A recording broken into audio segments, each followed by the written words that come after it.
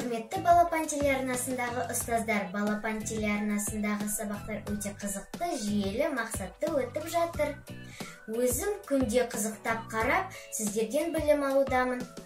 Мен сіздердің бастамаларыңызды қолдаймын. Сіздерге көп рахмет.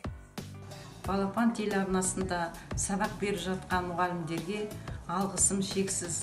Жарайсыздар. Балапан телеарнасында көрсетіліп жатқан сабақтардың пайдасы бар. Біз соны толықтыру мақсатында тапсырмалар қарастырамыз. Әріптестер оқушыларға аз уақыт ішінде негізгі ойды жақсы түсіндіріп беріп жатыр. Барлық сабақ беріп жатқан әріптестеріме сәттілік тілеймін. Біз біргеміз. Менің аты-жөнім Қалмаханбет Ғалия Орманбекқызы. Менің балам Жетісайғыш мектеп-лицейінің 7-ші сыныпта оқиды. Қазіргі жағдайға байланысты балаларымыз теледидардан, балапан арнасынан TV сабақтарын қарап жүр. Меніңше сабақтар қызықты әрі түсінікті беріп жатыр.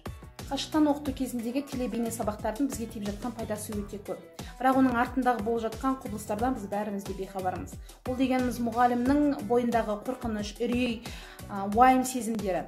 Өйткені оқушылардың алдынан көріп бейне камераның алдында сабақ берген мұғалімдерге қиын екені бәрімізге белгілі.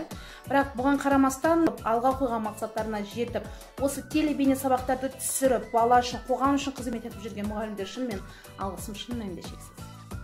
Мұғалімнің уақыты 40 минут екені белгілі. Бірақ телесабақ беріп жатқан барлық ұстаздар бар жоғы 10 минут ішінде сабақтың керекті, маңызды тұсын асқан шеберлігімен керемет түсіндіріп жатыр. Біз сол үшін алғысымызды білдіреміз. Республикалық деңгейде сабақты түсіндірудің қаншалықты қиын екенін түсінеміз. Сол үшін де сіздерге мың алғысымды білдіремін. Сіздер мықтысыздар, біз біргеміз.